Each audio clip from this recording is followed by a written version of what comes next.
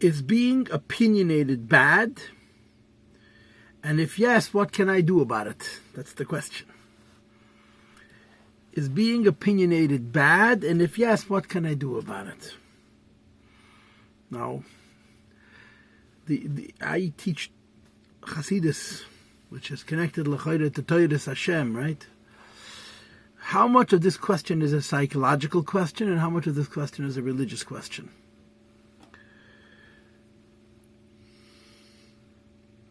You see, when a person says opinionated, they don't mean opinionated.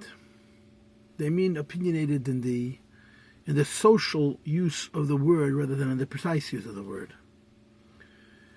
Because there's two different things. A, there's having opinions, and B, there's shoving your opinions on other people's throats or offering your opinions. Is it bad to be opinionated? No, I think a person is supposed to have deis. A person is supposed to have opinions. The sign of a mature, wise, thoughtful, deep, responsible, dedicated adult is that he forms opinions. There's right and wrong in this world. I know we live in the age of equivocation and no judgment and everybody is right, but that's cowardice. That's not grown up, and it's certainly not Yiddishkeit. The person is absolutely supposed to have opinions about everything. Now, most people are incapable of having opinions about everything because they're not smart enough, they're not knowledgeable enough, and they don't have enough time. But in areas that are relevant to our practical lives, directly, certainly, and even indirectly, it's very important for people to form opinions. It's very important to, for lack of words, to achieve a certain degree of certainty. I'm sure about this.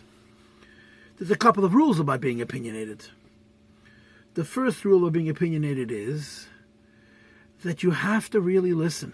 You have to collect information. You have to listen. You have to think. In other words, if people are very quick to form opinions, those opinions are very immature. Those opinions are very emotional. Those opinions are very ad hoc. A mature person who forms an opinion forms them slowly and deliberately.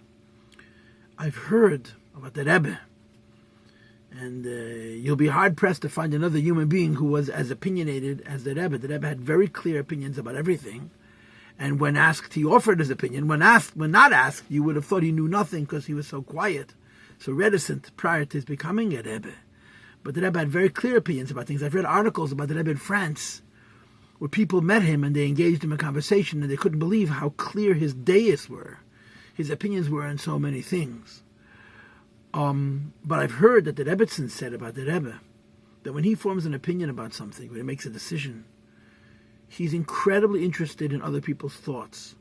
He wants to collect as much data as possible. He's open to anybody's attitudes and tendencies and opinions and disagreements. But once he makes a decision, it's like a rock. Once he decides on a path, this is immovable. So I think when it comes to forming opinions, I think people are supposed to form. The difference between a mature person and an immature person is the ability to form opinions. Now, it's okay to say, I don't have opinions about this, like politics or some other issues. But when it comes to areas of practical life, people must form opinions. Opinions about how they're going to treat their spouse, opinions about how they're going to treat their children, opinions about how they're going to deal with the challenges that are going to come up in their relationship with their spouse and with their children and in their community. People must have what's called deis. Deis means philosophical ideas about truth, about correct and incorrect, practical and impractical. But like I said before, number one, I think it's very, very important for people to spend the time forming their opinion and to really be interested in what other people have to say and to appreciate what's called nuance. In Chassidus, there's a discussion about the difference between Tohu and Tikkun.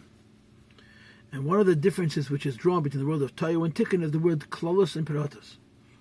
Elam HaTohu approaches everything in a general way. And Elam HaTikkun approaches things in a much more precise and a much more exact way.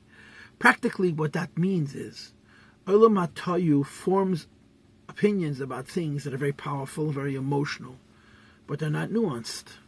Elam HaTikkun doesn't form such powerful emotions, but they're much more nuanced. And it says in Chassidus that Eilam HaTayus Klolus is called Katnus, and Eilam HaTikkun's Pratus is called Gadlus. The sign of a mature person is the ability to appreciate nuance. Not every situation is the same. Every rule has exceptions.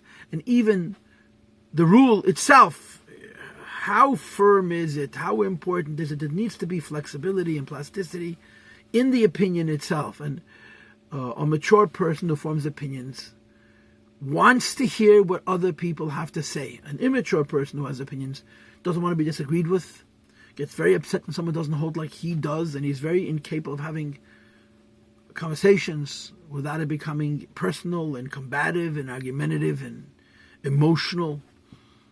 That's not good. But having opinions, I think, is necessary in life. The sign of a grown-up person is having opinions, clear opinions, definitive opinions, at least about the things that are important in his or her life. And like I said, it's important to form those opinions over time and to always be open to what other people have to say. But when you form an opinion based on what you've studied and based on what you've heard and based on what you've been taught, you don't allow your opinion to be changed because the wind is blowing in the other direction. Now, as far as the second issue, which is offering your opinion, and which is probably what this person meant, if being opinionated is bad, is being opinionated bad, and if it is, what can I do about it? Now, offering opinions is a whole other story. There's an old Yiddish rule that says, never offer an unsolicited opinion, certainly about a practical thing, and even about hypothetical things. You know, people talk, people socialize, and socializing is very important.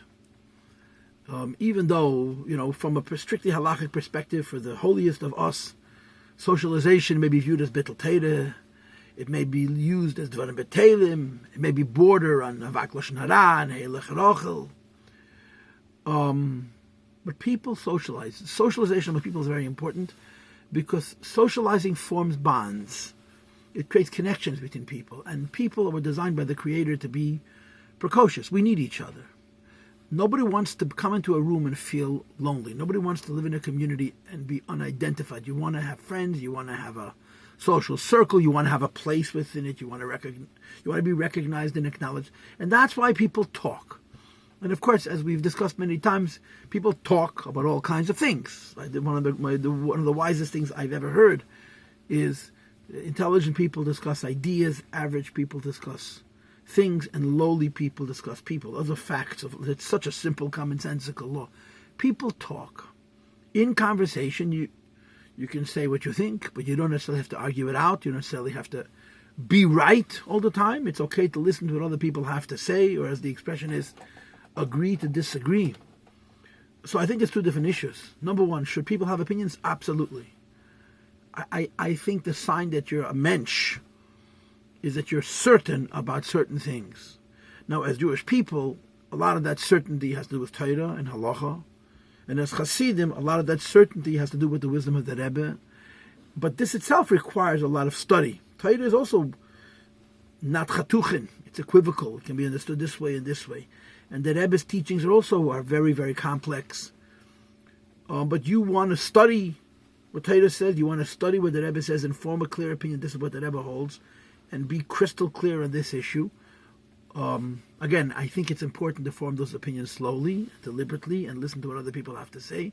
But having opinions is important. As far as offering opinions to others, it's not a good idea to offer an opinion unless you're asked, especially if it's the kind of thing which is going to create negative emotion, create pushback. So I answered the question and didn't answer the question, because the question that I was really asked was, if being opinionated is a bad thing, how can I stop myself from being opinionated? Well, that's the only part of the question which I didn't answer. But this question is going on too long, so maybe I'll leave it for next week. Good night.